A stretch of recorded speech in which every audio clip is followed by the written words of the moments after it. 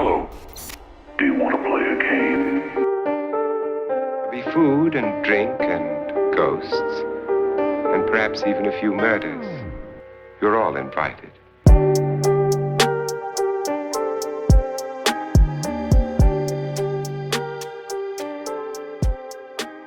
Hello and welcome to Cheers to Fears, where we combine alcohol and horror for your entertainment. Today we are making a drinking game for our first ever TV series, Ash vs. Evil Dead, which ran from 2015 to 2018. TV series are often directed and written by multiple people, so instead of going over each and every name, we'll just take note of the main creators of the series, Sam Raimi, Ivan Raimi, and Tom Spazzali. This series starts off 30 years after the initial incident in the woods where Ash had to kill all of his friends and cut off his own hand just to save himself.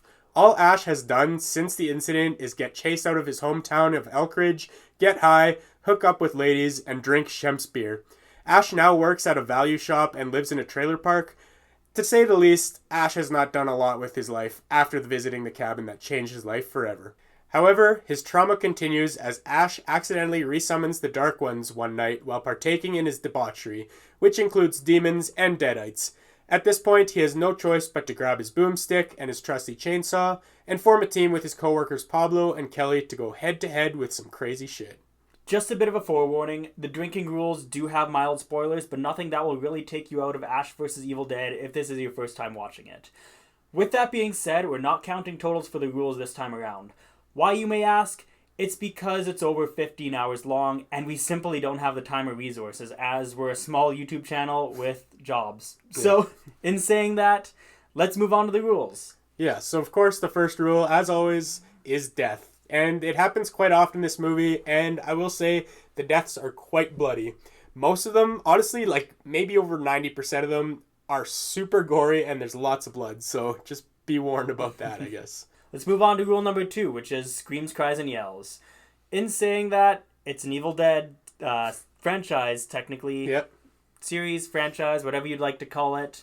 So, it's going to be quite a bit still. Oh yeah, there'll be quite a few sips for this rule for sure. But anyways, let's move right along to rule number 3, which is a rule we're bringing back from the movies. It's whenever the Necronomicon is shown, mentioned, or read from.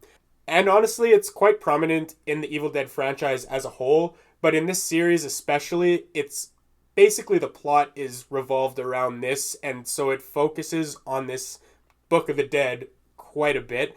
So you're going to see quite a bit of drinks per episode, I think, for this rule. Mm-hmm. On that note, let's bring back another franchise rule, which is whenever you see a POV camera shot. I think it happens a few times in each episode, I'd say. Yeah. It appears quite frequently throughout the franchise, so again, may as well add it in, right? Yeah. I don't think it's going to be a killer rule in this series, but yeah, like you said, a few sips per episode, so it won't be too difficult. But let's move on to the final rule that we're bringing back from the franchise. It's whenever a deadite is seen. Like I said, it's another franchise rule. It happens frequently in this series for sure, because they're flooding the town basically, and they are dying left and right. So it's going to combine with death too, I guess. Yeah. Making that point. But it stacks quickly with other rules. Like I said, with death. It probably will be the heaviest hitter for drinks, I would say. Mm-hmm. Anyways, let's go on to the next rule, which is a new rule for the series, or specifically Ash vs. Evil Dead, which is whenever a deadite speaks. First chunk of new rules. How do we do? Again, you can double it up with some drinks. So you can be the judge of that. Yeah. And another new rule that we're introducing for this series is whenever somebody is beheaded or a head explodes. And this is where the series kind of cemented it that if you want a deadite to die for good, you have to behead them or explode their head. Basically, you have to destroy their brain and whatever. Yeah. And that's kind of where it was cemented as a rule in the franchise, I would say, is through this series. But again, it kind of pairs up with death for obvious reasons. Mm-hmm. So there is a lot of rules that are going to come in clusters in this drinking game. Just a fair warning. Yep, and it definitely pairs up with deadite as well in saying that. Exactly. Anyways, let's add on another new rule, which is whenever somebody sips a drink. This could be alcoholic or non-alcoholic. This rule isn't super prominent, we'd say, but again, it's nice to have a a slow rule once in a while. Yeah. And plus, drinking channel. You're drinking. We're Yeah. drinking. Have a drink with them. Exactly. And it gets, especially in later seasons, Ash is very, I guess, akin to having Shemp's beer, like we mentioned in the intro. But he drinks all sorts of different stuff. And, like, it's not too often, like you said, but it's definitely worth including. Moving right along to the second last rule, it's whenever Ash switches his hand attachment. And it's an easy rule to remember because he's got only a few attachments. So obviously it's the chainsaw. That's the main one that you're going to see so often. But sometimes it's his wooden hand that he puts on. Eventually his wooden hand gets destroyed and it's replaced with the power gauntlet, which is something he can actually move. So it's easy to keep track of, I guess, is what I'm trying to say. And it won't give you too many drinks per episode, maybe a few. But it's definitely something we wanted to include because it's almost part of Ash's personality when he has these different attachments. His hand, or lack thereof, is basically his personality. Yeah. And it's worth mentioning that sometimes it happens off camera too. So just be warned about that, I guess. Yep, definitely. It can be hard to catch sometimes in saying that. Now, let's move on to the last rule. Rule number 10 is whenever Ash hits on a lady or a lady is infatuated by Ash. I feel like the biggest comparison of this is Brock from Pokemon. Yeah, fair enough. Where he's always hitting on Officer Jenny, Nurse Joy. Yeah. It has mixed success, though.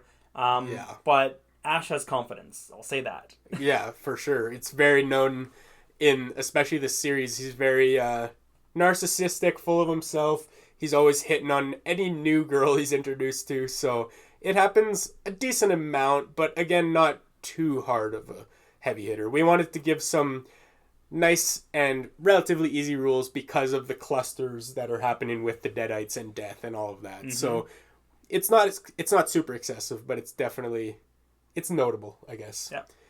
But that wraps up the drinking game for Ash vs. Evil Dead. Just a reminder, we did not get any totals for this. Like we said, it'd be just way too much to count, and it's a little bit unrealistic for us. So I guess it's going to be a surprise. Each episode will be different. We'll say that. Yeah.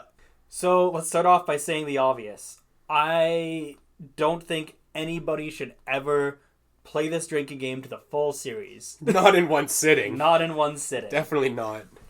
Maybe 2 or 3 episode clusters. Yeah. Pick what you want. Could go a few more, even if you want to just do one. Whatever you choose to do. Yeah, especially if you're watching multiple episodes, you don't want to give a new meaning to binge watching, right? Oh, yeah. Because, yeah, it's going to be way too difficult. Like, you're not going to sit down and watch 4 movies and play a drinking game to it, right? That's kind of what you'd be doing if you watch a whole season of this. So just bear that in mind when you're watching. It's easy to binge watch a TV series, especially with only like 30-minute episodes. So just don't drink to all of them if you're going to do that. It is worth mentioning that we could have included another rule, but we kind of went against it because it would have been way too heavy of a hitter, and we already have enough heavy hitters in this rule, or in this game, rather. So we didn't include it, but it's whenever the Delta, Ash's car, is seen. But like we said, it happened way too frequently, so we just disincluded that. Again, like any other TV shows, things change up a little bit from season to season. Yeah. So we want to make this exclusive to the entire franchise. I think there would be some specific rules that'd be good, like for particular seasons. But we'd have to make, I think, separate episodes for that, which we didn't really want to do. So we tried to make this for the whole Ash vs. Evil Dead series. Yeah, and it just makes it easier for you to remember too. Like, you don't have to change the rules going season to season, right? Yeah, exactly. It's just one game for the entire entire season rather, and it works the whole way through. So we decided to do that instead, and it's just an easier approach, I guess. But anyways, with all that being said, we hope you enjoyed our drinking game for Ash vs. Evil Dead. If you end up playing the game alongside the series, or if you have any feedback or suggestions, let us know in the comments below. Also, I guess that does it for the Evil Dead franchise, except for the new one, which is going to be our upcoming release. Out soon. Definitely stick around and watch out for that video. Anyways, thanks for tuning in, and this is us saying Cheers to Fears. Fears.